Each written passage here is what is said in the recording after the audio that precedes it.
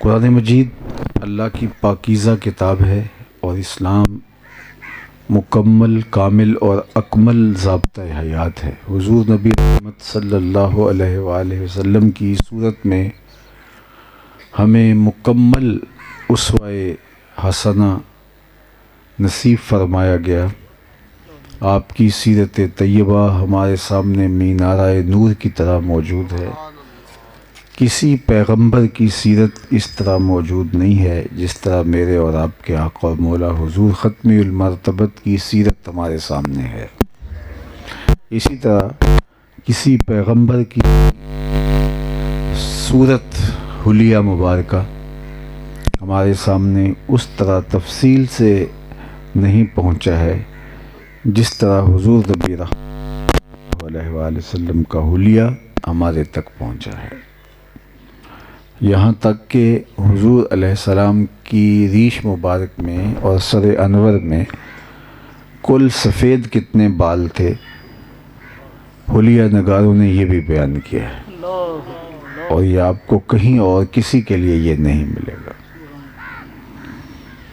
پھر آقا کریم علیہ الصلاۃ والسلام کے شب و روز کے معمولات ہمارے سامنے ہیں۔ جو دین ہمیں دے کر کے گئے وہ مکمل اکمل اصل حالت میں ہمارے پاس موجود ہے۔ قرآن مجید کسی تحریف سے پاک کتاب ہے۔ ایک حرف کی تحریف بھی اس کتاب میں ممکن نہیں ہے۔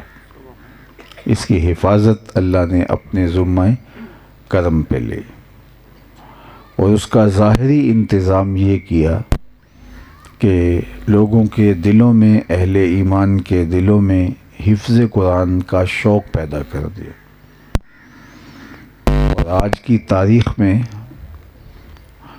آپ نظر دوڑا کر کے دیکھیں گے تو آپ کو ہر بستی میں، ہر شہر میں حفاظ نظر آئیں گے۔ ابھی ماہ صیام، ماہ رمضان شروع ہونے والا ہے، تو آپ دیکھیں گے کہ ہر مسجد سے قرآن پڑھنے کی آواز آ رہی ہوگی، مکمل قرآن سنایا جا رہا ہوگا، پیچھے سامع موجود ہوں گے۔ تو یہ اتنا بڑا حفظ قرآن کا سلسلہ، یہ اس قرآن کا معجزہ ہے۔ کسی کتاب کا کوئی حافظ اس وقت دنیا پہ موجود نہیں ہے، نہ تورات کا، نہ زبور کا، نہ انجیل کا، بلکہ نبیوں کے علاوہ کتاب کا کوئی حافظ نہیں ہوتا تھا۔ اسی وجہ سے ان کے اندر لوگوں نے کمی بیشی کر لی۔ لیکن قرآن مجید میں کوئی کمی بیشی نہیں کی جا سکتی، اس لیے کہ قرآن مجید کی حفاظت کا الوہی انتظام اور ظاہری نظم اللہ نے اس طرح فرمایا کہ اتنے حفاظ کھڑے کر دیے کہ اگر میں بھی یہاں غلطی سے کسی آیت کو غلط پڑھ دوں تو کتنے لوگ مجھے ٹوکنے والے ہوں گے، میرے منصب، میری شخصیت کا لحاظ کیے بغیر۔ تو قرآن مجید یہ پاکیزہ کتاب ہے اور اس کی حفاظت اللہ نے اپنے ذمہ کرم پہ لے لی۔ اور آج کی تاریخ میں اگر لاکھوں کروڑوں لوگ قرآن مجید کے حافظ ہیں پوری دنیا کے اوپر، تو مجھے بتاؤ یہ زوال امت کا دور ہے، مادیت کا فسوں ہے جو سر چڑھ کے بول رہا ہے، اور لوگوں کی ترجیحات ہی دنیا بن کے رہ گئی ہیں۔ لیکن جب اسلام کا غلبہ تھا اور یہ کیفیت نہیں تھی، ذرا تصور کیجئے اس وقت کتنے حفاظ ہوا کرتے ہوں گے۔ امام محمد بن حسن الشیبانی امام اعظم امام ابو حنیفہ کے شاگرد ہیں۔ وہ جب درس حدیث دینے بیٹھتے تو جو لوگ حدیث کو سنتے، ضبط کرتے، یاد کر لیتے، آگے روایت کرتے، ان کی تعداد تو بہت تھی، لیکن کچھ لوگ یادداشت پہ اعتماد نہیں کرتے تھے، لکھ لیتے تھے۔ تو آپ کی مجلس میں جو لکھنے والے لوگ ہوتے، ان کی سہولت کے لیے انتظامیہ کی طرف سے دواتیں رکھ دی جاتی تاکہ وہ روشنائی لے کر کے ضبط تحریر میں لا سکیں۔ تو آپ کی ایک ایک مجلس کے اندر 4,000 دعوتیں رکھی جاتی. یہ ان لوگوں کے لیے جو صرف لکھنا چاہتے تھے، باقی ہزاروں لوگ ویسے سماعت کرتے تھے.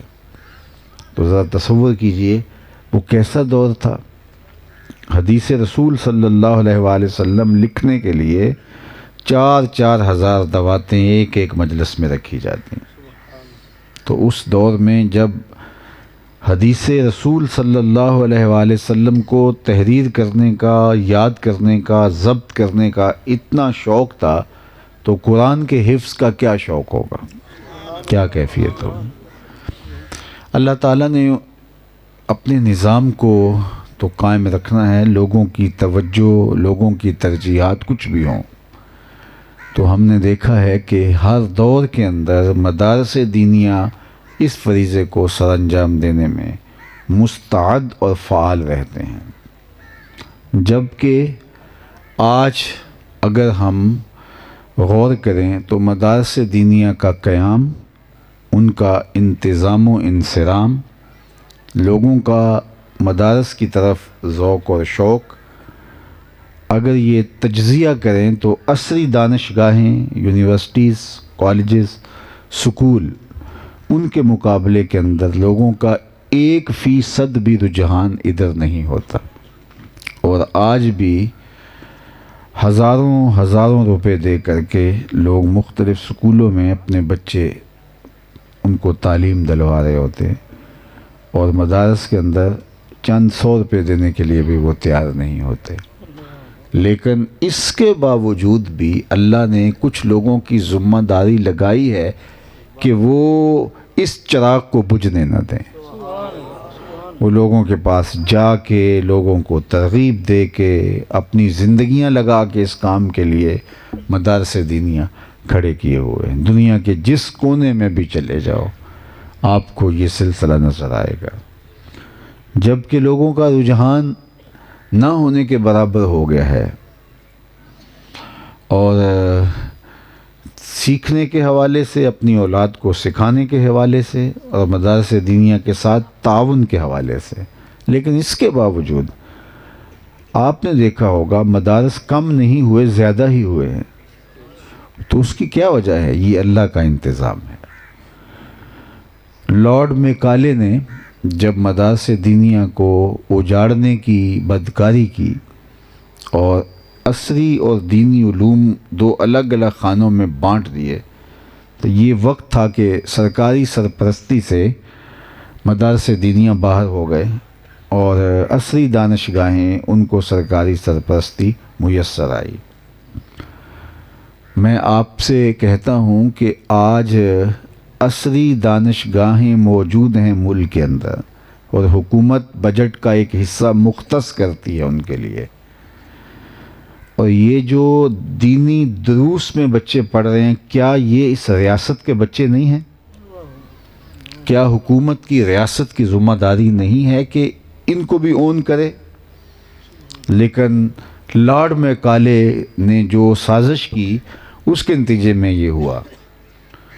اور پھر میں اگر اس تاریخ کی طرف جاؤں تو دردناک تاریخ ہے. علماء درختوں کے نیچے آ گئے، بوڑ کے نیچے، پیپل کے درخت کے نیچے چٹائی بچھا کے بیٹھ گئے اور کہا کہ تم جو مرضی بھی کر لو، مدرسہ کسی عمارت کا نام نہیں ہے، وہ استاد اور شاگرد کا نام ہے، اور وہ پیپل کی چھاؤں میں بھی چلتا رہے گا. وہ برگد کے سائے تلے، بوڑ کے نیچے بھی مدرسہ جاری رہے گا. اور ایسا ہوا، تاریخ نے بتایا ہمیں.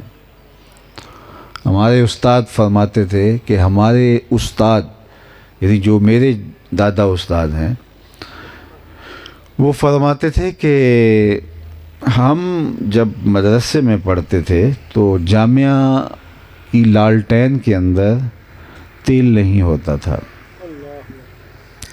تو اس زمانے کے اندر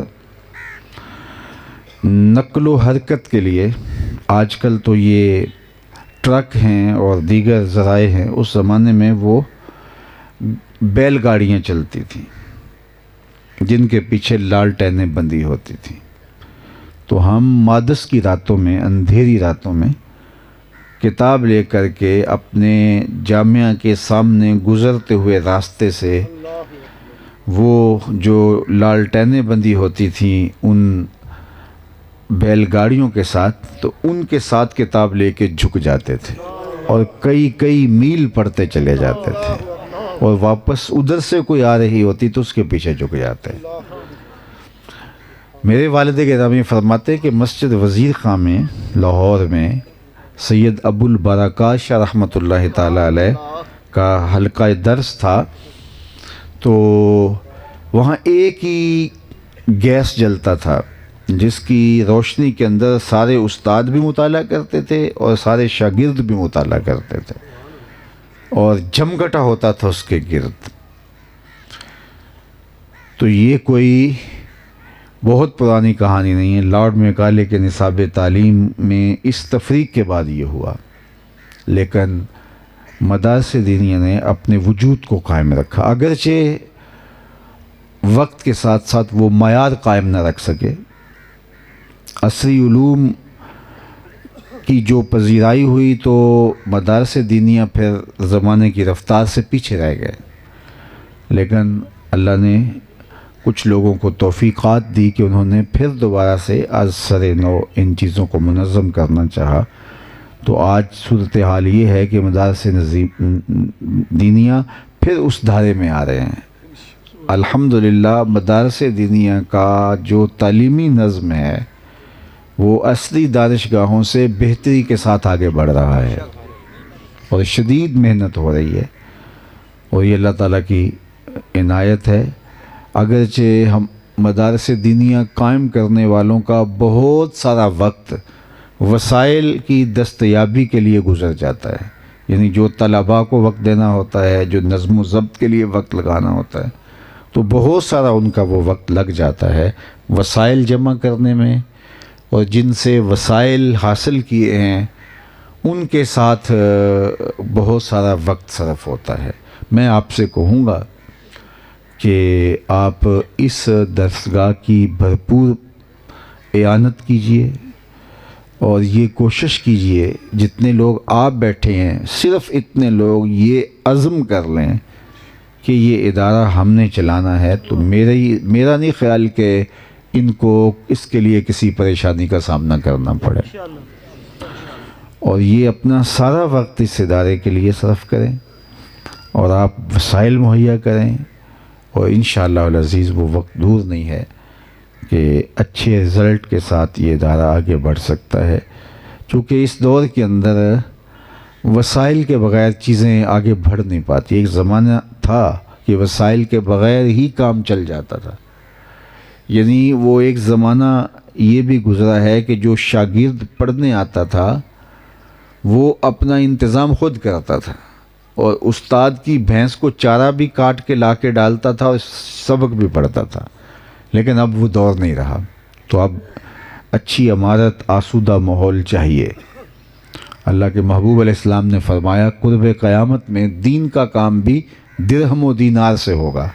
تو اس کے دو مفہوم ہیں، ایک مفہوم اس کا یہ ہے کہ درہم اور دینار کے بغیر کام کرنا مشکل ہو جائے گا، حالات ایسے ہوں گے کہ آپ کو درہم و دینار چاہیے ہوں گے کام کرنے کے لیے، اور دوسرا اس کا مفہوم یہ ہے کہ لوگ دین بیچتے پھریں گے، اور درہم و دینار کے بغیر لوگ تمہیں نہ واز سنائیں گے، نہ نعت سنائیں گے، نہ تلاوت سنائیں گے، اور دین قابل فروخت چیز بن جائے گا۔ درہم و دینار کے ساتھ لوگ جو ہیں وہ دین کا سودا کر رہے ہوں گے۔ تو یہ دونوں مفہوم اپنی جگہ پہ، دین کا کام درہم و دینار کے ساتھ ہوگا، اور دوسرا معنی کہ اگر کوئی کام خلوص سے کرنا بھی چاہے تو پھر بھی اس کو درہم و دینار کی ضرورت پڑے گی۔ ظاہرہ عمارت تو چاہیے۔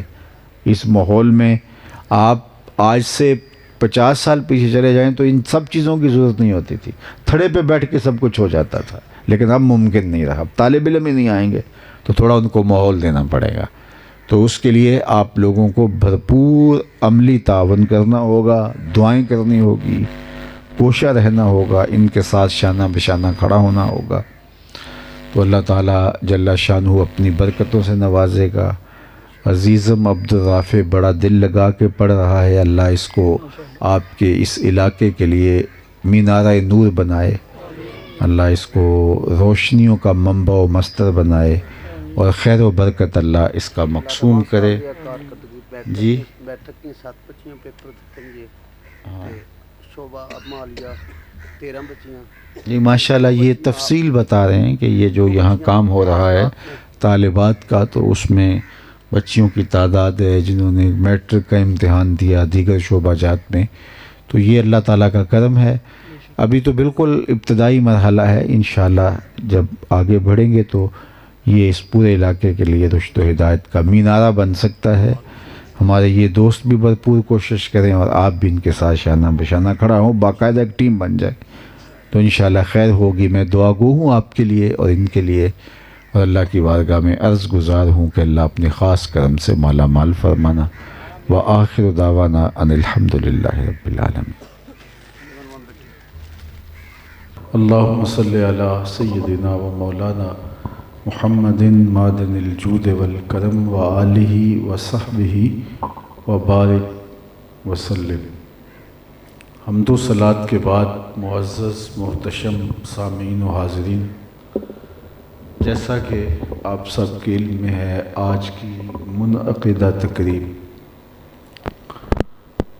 سنگ بنیاد کی تقریب ہے، اور یہ درسگاہ جو کہ ایک عرصے سے قیام پذیر ہے، اس کی مزید وسعت کے لیے، مزید سلسلوں کا آغاز کرنے کے لیے، تعلیمی نظم کو بہتر بنانے کے لیے، تعمیری مراحل میں مزید اضافہ کرنے کے لیے اس سلسلے کا آغاز کیا گیا ہے۔ اللہ تعالیٰ جل شانہ ہمارے ان دوستوں کو، حافظ عبدالرافع صاحب اور ان کے جملہ خاندان کے افراد کو بہتر صلہ اور اجر عطا فرمائے۔ وقت بڑا نازک سا ہے، کیونکہ 2-3 مراحل اس کے بعد بھی مغرب سے پہلے باقی ہیں، سنگ بنیاد کا بھی اور دستار کا بھی، اور میں بھی ایک لمبے اور طویل سفر سے بھاگم بھاگ میں یہاں پہنچا ہوں، تو تھوڑے وقت کے لیے آپ کی توجہ مجھے درکار ہوگی۔